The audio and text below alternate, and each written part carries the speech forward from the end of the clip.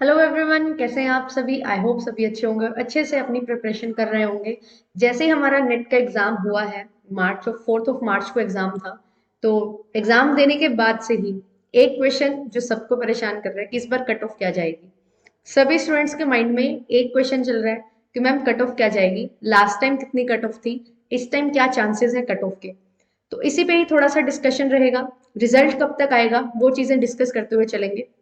I know सभी के mind में ये क्वेश्चंस चलते हैं कि जैसे ही वो रिजल्ट आने की वेट करते हैं, जैसे एग्जाम देके आते हैं तो रिजल्ट आने की वेट, फिर कट ऑफ कितनी जाएगी, उनका सिलेक्शन हो पाएगा या नहीं हो पाएगा।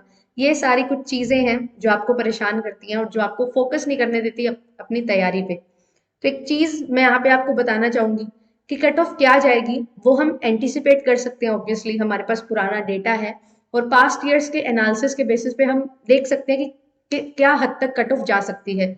बट मुझे एक चीज यहाँ पे ये लगती है कि इस कट ऑफ आप देख सकते हो कि कितनी जाएगी, बट आपको साथ साथ ये चीज भी कंटिन्यू करनी है कि आपको पढ़ना है लगातार।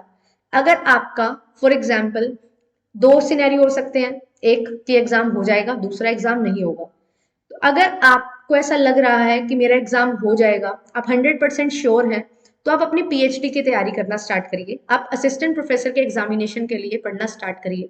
बट अगर आपको यहाँ पे लगता है कि थोड़ा शायद रह सकता है, श्योरिटी नहीं है, या आपको ऐसा लग रहा है कि एज पे हो जाएगा, मतलब एज पे लग रहा है कि शायद नेट हो जाएगा, जेआरएफ नहीं होगा, अगर आप अभी भी इसी असमंजस में हैं, तो मेरे अकॉर्डिंग आपको क्या करना चाहिए, अभी तैयारी स्टार्ट कर देनी चाहिए।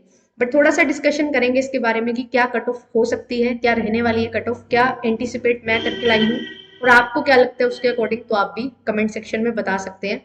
और रिजल्ट कब तक आएगा इसको भी हम देखते हुए चलेंगे। चलिए, वीडियो स्टार्ट करने से पहले अपने आप को इंट्रोड्यूस करना चाहूंगी। मेरा नाम है आयुषी और हाल ही में मैंने अपना नेट जेआरएफ क्वालिफाई किया है विद 99.88% आई इन कॉमर्स। और मैं आपको जेआरएफ अड्डा प्लेटफॉर्म पे यहाँ पे 6 बजे हमारी क्लासेस रहती है, कॉमर्स के सेशन में आपके लिए लेके आती हूँ। एंड साथ ही साथ आपको मैं ये भी बताना चाहूंगी कि हमारे बैचेस हैं वो स्टार्ट हो चुके हैं 4 जून 2023 एंड दिसंबर 2023। तो अपकमिंग एग्जामिनेशन की अगर आप तैयारी कर रहे हैं या करना चाहते हैं तो आप बैचेस में एनरोल हो सकते हैं। फी स्ट्रक्चर आपके सामने है। 7,000 rupees is for complete paper 1 and paper 2। And अगर आप चाहते हो एडिशनल हैंड रिटन नोट्स लेना तो ये ऑप्शनल है, तो 3,000 की एडिशनल चार्जेस हैं जो आप पे करके अपने हैंड रिटन नोट्स भी ले सकते हैं। एंड क्लासेस जो रहती हैं वो बाइलिंगुअल रहती हैं, डाउट सपोर्ट मिलता है आपको, अपडेटेड कंटेंट रहता है। तो ये सभी फीचर्स के साथ आप एनरोल हो सकते हैं और क्लासेस आपको रिकॉर्डिंग और लाइव दोनों मिलती हैं। तो इन केस अगर आप लाइव क्लास नहीं अटेंड कर पाते हैं तो आप रिकॉर्डिंग से उसको कवर कर सकते हैं। और अगर आपको एक बार में चीज समझ नहीं आ रही है, आप दोबारा भी उस रिकॉर्डिंग को देख सकते हैं। जितने नंबर ऑफ टाइम्स आप देखना चाहते हैं एक पर्टिकुलर क्लास को आप देख सकते हैं। कोई लिमिट नहीं है, आपको अनलिमिटेड एक्सेस यहाँ पे मिल जाती है। और जो हमारी ऑलरेडी क्लासेस हो चुकी हैं उनको भी आप एक्सेस कर पाएंगे। तो आपके पास काफी अच्छा चांस है, अगर आप अभी एनरोल होते हैं आज ही फॉर एग्जाम्पल, अगर आपने सब्सक्रिप्शन लिया तो आपका सब्सक्रिप्शन वैलिड रहेगा दिसंबर 2023 तक। एंड ऑल्सो आपको जो प्रीवियस क्लासेस हैं वो भी सभी के सभी मिल जाएंगी, जो आपको हेल्प करेंगी रिवाइज करने में अपना कंटेंट एक बेटर वे में। और जल्दी से जल्दी आप अपना सिलेबस कवर कर पाएंगे एंड जल्दी से जल्दी आप रिविजन कर पाएंगे। क्योंकि ये जो पर्टिकुलर एग्जामिनेशन है इसकी डिमांड क्या है, इसकी डिमांड ये तो है कि आपको सिलेबस कवर करना है, सभी एग्जामिनेशन की डिमांड होती है। बट आप उस पर्टिकुलर सिलेबस को जो आपने कवर किया है कितना रिवाइज करते हो वो ज्यादा मैटर करता है। तो जितनी जल्दी आप अपना सिलेबस कवर कर लोगे उतना ही ज्यादा आपको टाइम मिलेगा रिवाइज करने का, मॉक टेस्ट लगाने का। तो टेस्ट सीरीज भी आप लेके फिर मॉक टेस्ट लगा सकते हो, रिवीजन ज्यादा से ज्यादा कर सकते हो। तो ये पर्टिकुलर हमारा यहाँ पे क्या है, एक मोटिव है कि आपको ज्यादा से ज्यादा जल्दी से जल्दी सिलेबस कवर करवाया जाए ताकि आप अच्छे से पेपर में अटेम्प्ट कर पाए जो भी चीजें आपने पढ़ी हैं। कंप्लीट कोर्स आपको मिल जाएगा पेपर 1 एंड पेपर 2 का। एंड आपको लेना कैसे है, यहाँ पे काफी क्वेरीज रहती हैं स्टूडेंट्स की, तो मैं ये चीज भी क्लियर करना चाहूंगी इस वीडियो को स्टार्ट करने से पहले, क्योंकि ये बहुत ज्यादा जरूरी है। आपको अगर कोर्स परचेज करना है या आपको ऐप के थ्रू, जो ऐप में और features free of cost available हैं उनको आपको एक्सेस करना है, तो आपको क्या करना होगा, सबसे पहले जेआरएफ अड्डा ऐप को आपको डाउनलोड करना है, इंस्टॉल कर लेना है गूगल प्ले स्टोर से, बिल्कुल फ्री ऑफ कॉस्ट है। इंस्टॉल करेंगे, ईमेल आईडी डाल के लॉगिन करेंगे, रजिस्टर करेंगे अपने आप को।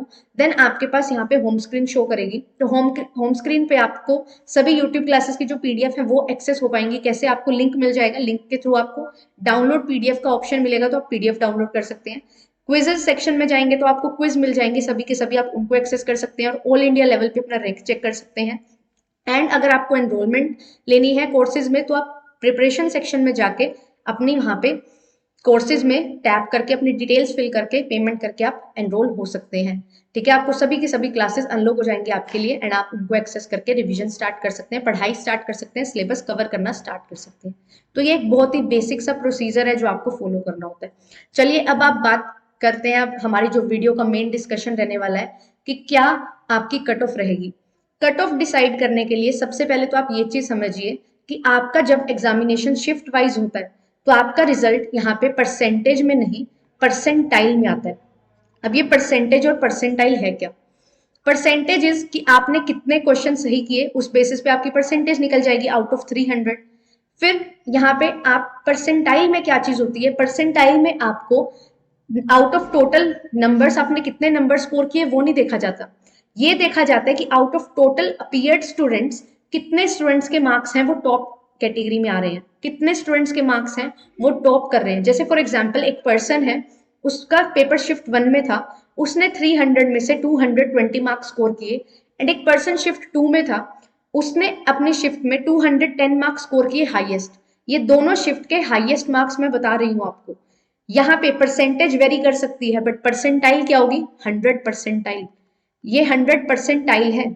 100 परसेंटाइल का मतलब कि एक पर्टिकुलर शिफ्ट में एक स्टूडेंट्स ने जिसने सबसे ज्यादा हाई स्कोर किया है, सबसे ज्यादा स्कोर लिया है उसने, उसकी वो 100 परसेंटाइल है। तो एक चीज यहाँ पे बहुत क्लियर हो जाएगी आपके लिए कि जो आपको शिफ्ट 1 और शिफ्ट 2 का जो लेवल है ना कि इजी था या मॉडरेट था या डिफिकल्ट था, वो चीज आप यहाँ पे निश्चिंत हो सकते हैं उस चीज से कि आपका पेपर अगर यहाँ पे इजी था शिफ्ट 1 तो उसमें से भी टॉप कैंडिडेट्स ही सिलेक्ट किए जाएंगे, अगर आपका पेपर 2 डिफिकल्ट था तो उसमें से भी कुछ टॉप कैंडिडेट्स हैं वही सिलेक्ट किए जाएंगे। अब मैं आपको एक सिनेरियो से समझाती हूँ ये चीज कैसे होगी। देखो, सबसे पहले तो आपने ये चीज जो बताई, जो मुझे सुनने को मिली, जो स्टूडेंट्स ने रिस्पॉन्स दिया है उसके बेसिस पे लेवल ऑफ एग्जाम देख लो, complete total level of exam अगर देखे ना कंबाइंड पेपर 1 और पेपर 2 का, तो लो मॉडरेट था, मतलब मॉडरेट था थोड़ा कम। ठीक है, शिफ्ट 2 में भी मॉडरेट तो था, थोड़ा हाई मॉडरेट, समझ रहे हो?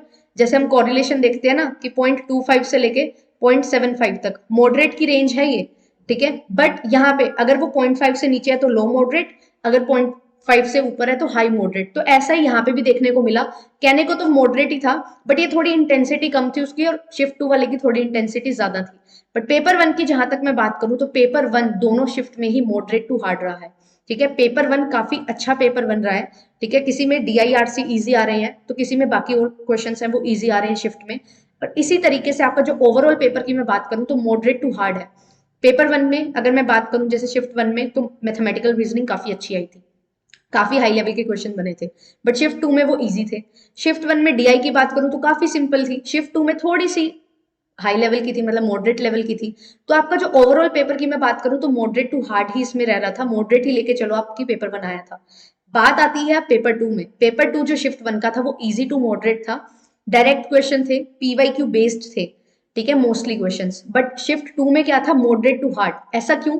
PYQ बेस्ड टॉपिक तो थे, क्वेश्चन को पूछने का तरीका अलग था, तो इसी वजह से जो पेपर बना वो मॉडरेट टू हार्ड बना है। तो अब आपको क्या चीज यहाँ पे समझनी है वो चीज ध्यान से समझना कि कट ऑफ कैसे बनेगी। ये चीज आप देख के चलना कि आपने शिफ्ट 1 में, बेशक शिफ्ट 1 इजी था, शिफ्ट 1 में काफी क्वेश्चंस आपके सपोज मोस्टली 50% स्टूडेंट्स का स्कोर क्या है 100 प्लस चला गया, मान लेते हैं एक सिनेरियो, और शिफ्ट 2 में जो हाईएस्ट स्कोर गया है वही 100 गया है। तो अब क्या शिफ्ट 2 में से कोई भी सिलेक्ट नहीं होगा, शिफ्ट 1 में से सभी सिलेक्ट हो जाएंगे? नो, ऐसा नहीं होने वाला। क्या होगा फिर? आपको ये चीज देखनी है, जैसे मैंने शिफ्ट 1 और शिफ्ट 2 दो शिफ्ट हुई, टोटल स्टूडेंट्स मुझे 100 स्टूडेंट्स सिलेक्ट करने हैं, तो मैं क्या करूंगी, इन 100 स्टूडेंट्स में से 50 स्टूडेंट्स शिफ्ट 1 में से और 50 स्टूडेंट्स शिफ्ट 2 में से सिलेक्ट होंगे। तो यहाँ पे अब कितने स्टूडेंट्स ने 100 प्लस मार्क्स स्कोर किया, कितने स्कोर किया मार्क्स, वो मैटर नहीं करेगा। मैटर क्या करेगा कि जितना भी स्कोर किया है आपने उसमें जो टॉप 50 स्टूडेंट्स हैं उनको सिलेक्ट कर लिया जाएगा और उनको नेट दे दिया जाएगा या JRF दे दिया जाएगा उसके अकॉर्डिंग। ऐसे ही फिर अगर मैं बात करूं शिफ्ट 2 में तो यही चीज होगी, जितने भी शिफ्ट 2 के कैंडिडेट्स थे जो अपीयर हुए हैं उनमें से आप टॉप 50 कैंडिडेट्स हैं उनको चूज कर लोगे। तो यहाँ पे कितने नंबर ऑफ क्वेश्चन सही होंगे, कितने, शिफ्ट 1 इजी था उससे कोई इफेक्ट नहीं पड़ने वाला। आपको अपनी शिफ्ट के साथ ही कंपेयर यहाँ पे किया जाएगा। बहुत अच्छी चीज है ये। और ये जो प्रोसेस होती है इसको हम बोलते हैं नॉर्मलाइजेशन। तो नॉर्मलाइजेशन हो जाएगी तो शिफ्ट 1 और शिफ्ट 2 दोनों में से ही इक्वल नंबर ऑफ कैंडिडेट्स हैं उनको सिलेक्ट कर लिया जाएगा। तो इस चीज से आपको घबराने की जरूरत नहीं है कि अगर मेरे यहाँ पे अगर मेरा शिफ्ट 1 होता तो मेरे ज्यादा मार्क्स आ जाते, ऐसा कुछ नहीं होने वाला। आपको अपनी शिफ्ट वालों के साथ ही कंपेयर किया जाएगा। तो आई होप ये जो बहुत बड़ी मिसअंडरस्टैंडिंग है आपके माइंड में वो मैं क्लियर कर पाई होंगी। और जो भी अपकमिंग एग्जामिनेशन के लिए तैयारी कर रहे हैं वो भी इस चीज को समझ के चलिएगा। तो वो भी इसी तरीके से पढ़ते हुए चलेगा। कभी भी शिफ्ट 1 का इम्पैक्ट शिफ्ट 2 पे नहीं आएगा, शिफ्ट 2 का इम्पैक्ट शिफ्ट 1 पे नहीं आएगा। दोनों अलग अलग शिफ्ट्स हैं, तो उन्हीं के बेसिस पे रिजल्ट आपको देखने को मिलेगा। ये बहुत ही एक मेजर कंसर्न है स्टूडेंट्स का जो मुझे यहाँ पे सॉल्व करना था। और आई होप मैंने आपकी ये जो प्रॉब्लम है वो सॉल्व कर दी होगी। फिर भी अगर आपके कुछ क्वेश्चंस हैं तो आप कमेंट सेक्शन में लिख दीजिएगा, मैं उनके रिप्लाई करूंगी। And I am happy to hear कि अगर आप कुछ भी पूछना चाहते हैं तो आप कमेंट सेक्शन में लिख सकते हैं। चलिए अब दूसरी चीज देख लेते हैं कि मैम ये तो समझ आ गया कि इम्पैक्ट नहीं पड़ेगा, बट अब ये बता दो कि कितनी कट ऑफ जाएगी अगर मैंने इतना नंबर ऑफ क्वेश्चन सही किए हैं, तो क्या मेरे चांसेस हैं जेआरएफ और नेट की। तो चलिए उस पर भी डिस्कशन कर लेते हैं। प्रीवियस कुछ 3 से 4 साल का अगर मैं डेटा उठाऊं तो मुझे ये चीज देखने को मिलती है कि अगर आप जनरल कैटेगरी से बिलोंग करते हैं ना, तो अगर आपको जेआरएफ चाहिए तो एटलीस्ट आपके 100 क्वेश्चन सही होने ही चाहिए। ठीक है, बट ये शिफ्ट वाइज फिर डिपेंड करेगा। अब शिफ्ट वाइज क्वेश्चन की अगर मैं बात करूंगी तो हाँ, यहाँ पे शिफ्ट 1 थोड़ी इजी थी तो आपको 100+ क्वेश्चन पे सिलेक्शन के चांसेस हैं। बट अगर शिफ्ट 2 की बात करूं तो 95+ क्वेश्चन पे ही चांसेस हैं। अब ये एग्जैक्ट फिगर नहीं है क्योंकि हम अंदाजा लगा रहे हैं, पास्ट डेटा के बेसिस पे फ्यूचर को प्रिडिक्ट करने की कोशिश कर रहे हैं। तो यहाँ पे 1-2 क्वेश्चन ऊपर नीचे हो सकता है, इसका आप थोड़ा बफर लेके चलेंगे। ठीक है, लेवल ऑफ सिग्निफिकेंस पढ़ते हैं तो यहाँ पे भी लेके चलेंगे उतना। अब यहाँ पे दूसरा देखिए, नेट की अगर मैं बात करूं तो जनरल कैटेगरी में 95+ अगर आप क्वेश्चन सही कर देते हो तो नेट के हाई चांसेस हैं। बट अगर आप यहाँ पे शिफ्ट 2 में थे तो 90+ क्वेश्चन पे भी आपका नेट होने के काफी ज्यादा चांसेस हैं। और ये जो मैं आपको रेंज दे रही हूँ ये मैं श्योर रेंज दे रही हूँ कि अगर आप इससे अच्छे से इतना स्कोर अगर आपको लग रहा है कि मेरा हो जाएगा तो आपका पेपर क्लियर हो जाएगा। ये मैं अपना जो भी मेरा एक्सपीरियंस है और जो मैंने देखा, एनालाइज किया डेटा को, उसके बेसिस पे आपको बता रही हूँ। अगेन आई एम रिपीटिंग कि यहाँ पे एग्जैक्ट इतना ही होगा ऐसा जरूरी नहीं है, एक दो क्वेश्चन आगे पीछे भी हो सकता है। फिर उसके बाद अगर आप ओबीसी कैटेगरी से बिलोंग करते हैं तो आपके 90 से 95 क्वेश्चन अगर सही होंगे, इस रेंज में अगर आप आ रहे होंगे तो आपका जेआरएफ होने के चांसेस हैं, हाई चांसेस हैं। एंड अगर आप यहाँ पे शिफ्ट 2 के कैंडिडेट थे तो 85 to 90 क्वेश्चन में आपका जेआरएफ हो सकता है। ठीक है, तो एक रेंज हम यहाँ पे लेके चल रहे हैं। और नेट की भी अगर मैं बात करूं तो 85 से 90 क्वेश्चंस पे नेट और 80 to 85 क्वेश्चंस पे आपका ओबीसी कैटेगरी में अगर शिफ्ट 2 के आप कैंडिडेट थे तो नेट होने के चांसेस हैं। अगेन एससी और एसटी में भी 85 to 90 और 80 to 85 क्वेश्चन, 80 to 85 और 75 to 80 क्वेश्चंस, इतने क्वेश्चन पे आपके चांसेस रहते हैं। ये जो डेटा है ये प्रीवियस ईयर के बेसिस पे डेटा मैंने आपको दिया है। और ईवीएस कैटेगरी में भी आप देख सकते हो जर्नल से ज्यादा फर्क नहीं होता ईवीएस ईडब्ल्यूएस कैटेगरी में भी, बट हाँ आपको 4 से 5 क्वेश्चन का गैप देखने को मिलता है। तो ईडब्ल्यूएस कैटेगरी में भी अगर आप 95 या 90 स्टूडेंट्स 90 मार्क्स स्कोर 90 क्वेश्चन सही करते हो जेआरएफ के लिए तो आपका हो जाएगा शिफ्ट 1 एंड शिफ्ट 2 में रिस्पेक्टिवली। एंड नेट के लिए भी 90 और 85 क्वेश्चन सफिशिएंट रहेंगे। तो ये थोड़ा प्रीवियस ईयर के बेसिस पे डेटा था। अब ये डेटा क्या हेल्प करेगा, अगर आपको लगता है कि हाँ मेरे इतने क्वेश्चन सही हो जाएंगे तो आप आगे के लिए प्रिपेयर कर सकते हो। ठीक है, don't wait for the result day कि जब रिजल्ट आएगा तभी स्टार्ट करूंगा, नहीं। आप बहुत बड़ी मिस्टेक कर दोगे अगर आप थोड़ा ज्यादा टाइम दोगे। तो अभी से कोशिश करिए कि आप अभी से पढ़ाई करना स्टार्ट कर दो। अगर आपका फॉर एग्जाम्पल आपको लग रहा है कि मेरे थोड़े कम क्वेश्चन ही सही हो रहे हैं, ठीक है, मेरा नेट हो जाएगा, जेआरएफ नहीं हो रहा, तो दोबारा जेआरएफ के लिए तो पढ़ना ही है, पढ़ना स्टार्ट कर दो। अगर आपको लग रहा है कि हाँ जेआरएफ नहीं हो रहा बट आपका जेआरएफ हो जाता है तो क्या ही बुराई है, जेआरएफ हो जाएगा। जब पीएचडी के लिए जाओगे, इंटरव्यू में बैठोगे तो वहां पे भी आपसे क्वेश्चन किए जाएंगे तो वो आपकी रिवीजन हो जाएगी। पीएचडी के लिए जाओगे, एंट्रेंस दोगे, उसके लिए तो पढ़ना है, उसके लिए तैयारी हो जाएगी। कभी भी पढ़ा हुआ कभी वेस्ट नहीं जाता है। तो आपको जो भी अगर लग रहा है ना कि मुझे थोड़ा सा डाउट है तो आप पढ़ाई अभी से स्टार्ट कर दो। Don't wait for that result day, कि आप रिजल्ट डे का वेट मत करिए, अभी से पढ़िए।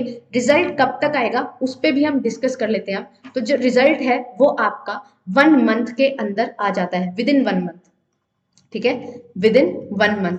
तो अब आपका रिजल्ट कब आएगा ये चीज अगर मैं बताऊं तो मुझे ये चीज लगती है कि फर्स्ट वीक ऑफ अप्रैल में, ठीक है, आपका रिजल्ट यहाँ पे आ जाएगा। और जब रिजल्ट आ जाएगा तो उसके बाद से ही आप अपना आगे का प्लान करेंगे, बट उसके लिए पढ़ना अभी से स्टार्ट कर दीजिए। क्योंकि अगर आपका मैं नहीं चाहती कि ऐसा हो, बट अगर आप सोच के चल रहे हो कि आपका नेट हो जाएगा और इन केस नहीं हो पाता है, एक दो क्वेश्चन से आप रह रहे हो, बेस्ट केस सिनेरियो तो हम देख लेते हैं कि हाँ हो जाएगा, बट वर्स्ट केस सिनेरियो देखना भी बहुत ज्यादा जरूरी है। मुझे ऐसा लगता है कि ये मान के चलो कि आपका नहीं हुआ, तो क्या आप वो एक महीना जो है वो वेस्ट कर दोगे? नहीं, बहुत बड़ा ब्लंडर हो जाएगा आपके साथ और आपको ये बहुत नुकसान देगा। अभी से ही पढ़ना स्टार्ट करिए, जो आपने नोट्स बनाए थे, कुछ ऐसे टॉपिक थे जो आपने नहीं किए थे, उनको पढ़ना स्टार्ट कर दो, ताकि आप उस रेस में बने रहो जिस रेस में काफी स्टूडेंट्स और आ रहे हैं। काफी स्टूडेंट्स हैं जिन्होंने अभी प्रिपेयर करना स्टार्ट कर दिया है फॉर जून एग्जामिनेशन, तो आप उनसे पीछे ना हो जाओ, इसीलिए मैं ये वीडियो बना रही हूँ। और मुझे ऐसा लगता है कि काफी स्टूडेंट्स हैं जो अभी रेस्ट मोड पे चले गए हैं, तो आपको अभी रेस्ट मोड पे नहीं जाना है। ये बेस्ट टाइम है आपका सेल्फ स्टडी करने का, कॉन्टिन्यूटी बनी हुई है, आपको प्रैक्टिस है कि आप इतना ज्यादा ज्यादा पढ़ रहे थे पेपर के लिए, अभी भी 2 से 3 घंटे डेली निकालिए, 3 से 4 घंटे डेली निकालिए और पढ़ते रहिए। कॉन्टिन्यूटी मेंटेन रखिए, क्वेश्चन प्रैक्टिस करना कंटिन्यू रखिए, ताकि आप अच्छे से फिर एग्जाम में अपीयर होके अच्छे से दोबारा से उन क्वेश्चंस को क्रैक कर सको। और अगर आपका क्लियर हो भी जाता है तो आप पीएचडी एग्जामिनेशन के लिए, असिस्टेंट प्रोफेसर के जो एग्जामिनेशन है उनके लिए प्रिपेयर कर लो, तो फायदा आपका ये दोनों साइड से। तो ये चीज आपको यहाँ पे मेंटेन करके चलनी है। अब दूसरा फायदा मैं बता दूं, जो अभी जून 2023 के लिए प्रिपेयर कर रहे हैं, तो ये चीज आप समझिए यहाँ से, जो मैंने आपको आइडिया दिया है रिगार्डिंग कट ऑफ कि कितने क्वेश्चंस आपको सही करने होते हैं, इस बेसिक थीम को पढ़ करके चलिएगा कि आपको क्वेश्चंस हंट करने हैं। कभी भी सिलेबस कवर करने जाओगे तो सिलेबस कवर नहीं होगा। मेक श्योर कि आप पेपर 1 और पेपर 2 में मिला के 100+ क्वेश्चन सही कर लो। 100+ क्वेश्चन सही करना इज ईजी। क्यों बोल रही हूँ मैं ऐसा? क्योंकि आपके पास प्रीवियस ईयर क्वेश्चंस हैं, आपके पास बहुत सारे एक्सपेक्टेड क्वेश्चंस हैं, उनके बेसिस पे आप क्या कर सकते हो, अपना एरिया डिफाइन कर सकते हो, जो मैं हर बार बोलती हूँ। तो एरिया डिफाइन करके उसको पढ़ के उसको रिवाइज करके आप ज्यादा स्कोर कर पाओगे, रादर कि आप पहले सारा सिलेबस कंप्लीट करने पे लगे रहे। नो, सिलेबस कंप्लीट नहीं करना है, पहले आपको समझना है कि मुझे पढ़ना कितना है, कितना रिक्वायरमेंट है, क्या रिक्वायरमेंट है। तो वो आप एरिया डिफाइन पहले करोगे, तो एरिया डिफाइन करोगे, फिर आप टारगेट करिए क्वेश्चंस को कि मुझे ये पर्टिकुलर यूनिट से इतने क्वेश्चन सही करने हैं। अपनी यूनिट्स को सेग्रीगेट करिए, कंप्लीट सिलेबस को एक बार गो थ्रू करिए कि पेपर 1 और पेपर 2 में ये सिलेबस है और यहाँ यहाँ से क्वेश्चन बन रहे हैं। अगर आपको ये चीजें पता होंगी तो आप बेटर प्रिपेयर कर पाओगे। तो ये चीज है यहाँ पे, ये चीज मुझे डिस्कस करनी थी कि क्या कट ऑफ जाने वाली है और क्या रिजल्ट कब तक आ सकता है। तो रिजल्ट 1 महीने के अंदर अंदर आ सकता है, तो अप्रैल फर्स्ट वीक तक आप एक्सपेक्ट कर सकते हो।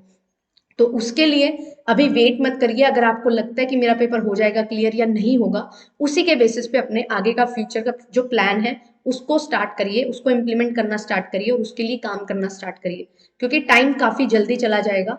तो आपको अभी से ही उसके लिए काम करना है। अगर आपको लग रहा है कि जेआरएफ हो जाएगा, तो अपना रिसर्च प्रपोजल पे काम करना स्टार्ट करिए, अपने टॉपिक को थोड़ा और इंक्रीज करिए कि आपको टॉपिक के बारे में कुछ और चीजें और पता लगे। ठीक है, लिटरेचर रिव्यू पे फोकस करिए, अपने प्रोफेसर्स के साथ जहाँ जाके उनसे थोड़ी डिस्कशन करिए कि किस तरीके से आपको अपना जो टॉपिक है वो उस पर काम करना है, किस तरीके से आप डिफाइन करेंगे अपने टॉपिक को अच्छे से, ताकि आप जब इंटरव्यू देने जाएं तो वहां आपको ज्यादा प्रॉब्लम ना फेस करनी पड़े। तो इन चीजों पे काम करना स्टार्ट करिए, ये आपको काफी हेल्प करेंगे। ठीक है, तो यही चीज मैंने आपको बतानी थी। और अगर आप जुड़ना चाहते हैं फॉर नेक्स्ट अपकमिंग एग्जामिनेशन, तो आपको अगर लगता है कि आप मेरे साथ जुड़ के पढ़ सकते हैं, पहले तो आप यूट्यूब क्लासेस को देख लीजिए। ठीक है, इफ यू फील कनेक्टेड और इफ यू फील कि सही गाइडेंस आपको मिल रही है और मेरा पढ़ाया हुआ आपको समझ आ रहा है, जो मोस्ट इंपॉर्टेंट चीज है एक किसी भी एजुकेटर से जब आप पढ़ते हो, तो अगर आपको उनका समझाया हुआ पसंद आता है तो ही आप पढ़ पाते हो। तो अगर आपको लगता है कि आप समझ सकते हो जो मैं पढ़ाती हूँ, जिस तरीके से मैं पढ़ाती हूँ, मेरी पेडागोजी से आप इंक्लाइन करते हो, तो आप जुड़ सकते हो हमारे साथ। एटम बैच है आपके लिए। और मैंने unit number 4 business finance start की हुई है। 10:30 बजे हमारी टाइमिंग रहती है, बट टाइमिंग का कोई इशू नहीं है। अगर आप लाइव नहीं ले सकते हो तो आप रिकॉर्डेड दे सकते हो, तो रिकॉर्डेड भी आपके पास अवेलेबल रहते हैं sessions. Monday to Saturday classes रहती हैं, डाउट क्लियरिंग सेशन रहते हैं वीकेंड को। तो बैच हमारा 7 मार्च से स्टार्ट हो चुका है। इफ यू फील इंटरेस्टेड, आप जुड़ना चाहते हैं तो आप जुड़ सकते हैं एटम बैच में। फिर 7,000 रुपीज फीस है आपकी पेपर 1 एंड पेपर 2 की। तो ये सारी चीजें आपको वहां पे डिटेल स्ट्रक्चर कोर्सेज मिलते हैं, तो काफी चीजें आपको वहां पे हेल्प कर देती हैं। ठीक है, तो थैंक यू सो मच, मिलेंगे आपसे फिर नेक्स्ट किसी वीडियो में। ऐसे इंफॉर्मेटिव वीडियोस आपके लिए लाती रहूंगी। बट यस, आप कुछ भी, आप अगर आपको डाउट लगता है तो आप वो पूछ सकते हैं, आप कमेंट डाउन कर सकते हैं। मैं हर कमेंट का रिप्लाई करती हूँ और हर कमेंट को देखती हूँ कि कोई अगर आपको प्रॉब्लम है या किसी पर्टिकुलर टॉपिक पे आप कोई वीडियो चाहते हो जो आपको कुछ समझना है, कुछ समझ नहीं आ रहा है, ठीक है, तो उसके रिगार्डिंग आप बोल सकते हो कमेंट सेक्शन में।